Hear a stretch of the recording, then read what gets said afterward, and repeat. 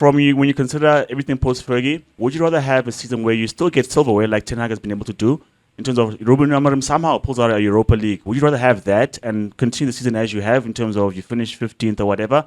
Or would you have an upturn in form where you finish number, I don't know what's available at this point, number 9, number 8. No, but there's promise. It's qualifying for the Champions League.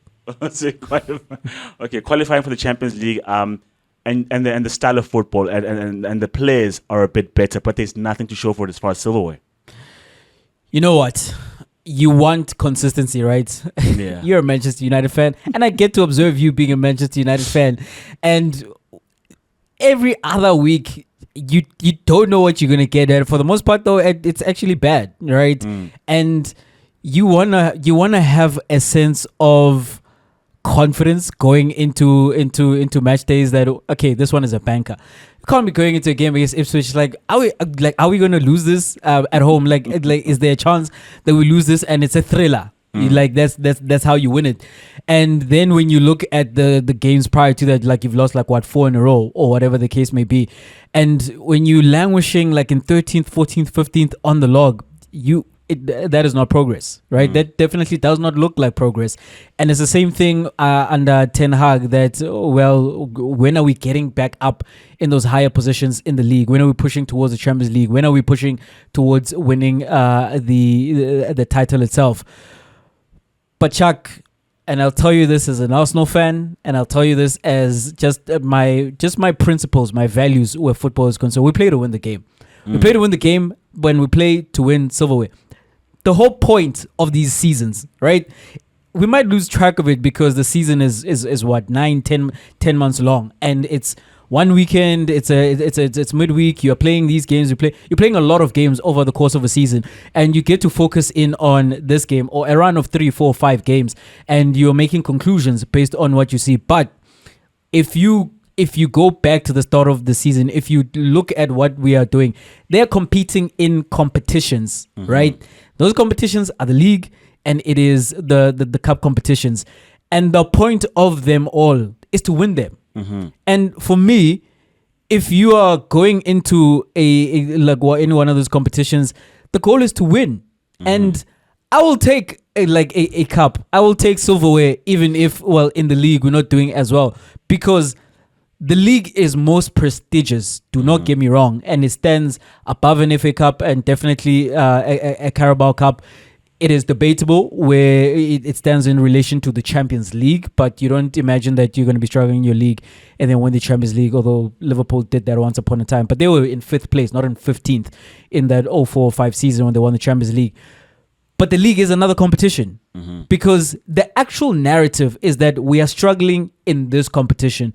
Not quite sure why, or maybe you might have theories that we can't string together enough consistency in the marathon that is the league in order to have a respectable position in the league. But in the other competitions that we are playing, which are not related to the league whatsoever, we go on to win that. That is success. That is the definition of success in professional football, that you are winning, you winning trophies. I'd rather win a trophy. I'd always rather win a trophy. And does it mask some of the issues? Yes, it does. You cannot get away from the fact that, okay, we're euphoric, and that's why Ten Hag didn't get fired at the end of last season, because he won the FA Cup, and there's just feel-good factors all around, and you don't want to then infuse negativity about what did he do in the league. It's like, hold on, can we just focus on the fact that we've won? And it does distract from the struggles. That focus of what you've won. But Chuck, you get the parade, man. The parade. There's no parade for finishing in second. Arsenal are about to finish a 3rd season in a row in second place to Liverpool this time, after finishing second behind Manchester City twice. And unless the return of Saka and Martinelli infuse them with some magic to go win the Champions League, it means nothing in the grand scheme of things. It means nothing. Jay, I hear you say that you play to win, right? And I'd add to that and say it plays to win, but it depends on what you win.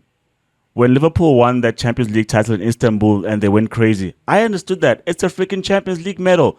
But I think as Pep keeps on reminding people that, when I was winning Carabao Cups, no one cared.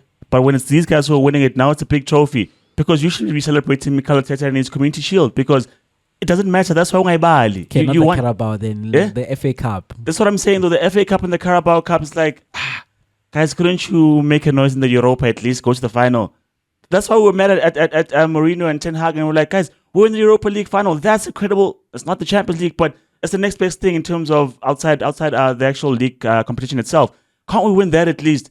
So when you win the Carabao Cup, and it's almost like a hollow victory, and you win the FA Cup because you're thinking to yourself, "Okay, we should have been beaten against Brighton. Somehow we won. Should have been beaten against Newcastle, but we were victorious. We should have been beaten. We went to a thriller against Coventry or whoever in the semis. We were 3 up. And then somehow you fluke the win against City. You got through. Right? And when you get through, people are like, and yes, you surprised the world, right, by beating City in the point FA is Cup. getting through. It's not like how you perform on those cup days, Chuck. I get it, right, Jay? We won. We were celebrating. It's a feel-good moment. But let's win something credible. Because these still mark. Because it's like, okay, you guys won a trophy, but it's what are you winning? It's like, yeah, I got a girl, but she's a 4. This guy keeps going. This guy keeps racking up the girls. And they're all 4s. Don't I? if you are a simp who's not getting any action I'm waiting to get the Insta model. Right? I'm going for the 10s. Maybe my levels and you keep striking out, Chuck. But I get to talking face. I get to sending pictures. But when it actually gets to what end? It's to what end? You're gonna come and tell me it's like, yeah, she said hello back. That was probably even a bot, for crying out loud. Whereas I'm just like, well, I'm here. I'm video calling. It's like, yeah, here I am with my 4. I got something. You see, though, utshela mina because I'm not cap with your 4. Exactly. You can't go to the other people with your 4. Is what I'm trying to say. So, I get the dilemma, Jay, and why it's actually not a straightforward answer. But for me, Jay, as someone who's lived it, I want to go into seasons with a bit of hope, with a bit of optimism. But I go into the seasons thinking. Okay, so let me ask you this question. Let me ask you this way directly. Yeah. Would you trade Arsenal's Arteta's Arsenal for what Manchester United have been under Ten Hag, and now, well, let's not count Amarim because he doesn't look like he's gonna win anything. So you would trade those 2 cups to get like a quarterfinal appearances in Champions League and second place finishes in the league. And I know I'm expanding this conversation compared to what you've directly asked me now, but Champions League money, like that Champions League money would help us. Number 1, number 2, Jay, you know how boring it is to always be moping every other week, but then on that 1 week in May, you're happy. Nah, man, Jay. I want to be happy consistently and then say, well, you know what?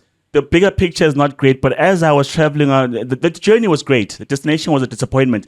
Versus, pothole, we're fixing another tire. Somehow we hitchhiked to this place. Eventually we got to Cape Town, we're at the beach, hooray. That's a miserable journey. The season is bleak. And when the campaign starts again, you're like, I know already that I'm not going to be in top 4. That's not good, Jay. Win a cup and then have some promise. That's what it's like, Jay. When Real Madrid win the Champions League, you're like, these guys are probably going to be there again next season. Even if they don't win it, you're like, they're going to be there the next season. Even if they don't win it, you're like, at some point they're going to win it because there's promise, there's hope. You believe in that side. Who still believes in this team? Because we went from Ten Hag with no belief to Amorim, and it's like the same thing. If he wins it, it's like, we haven't gone forward, Jay. It's what we did with Ole, what we're doing with Ten Hag, but with the cup, yes, I understand. That's the question. But I want to be happy now sometimes.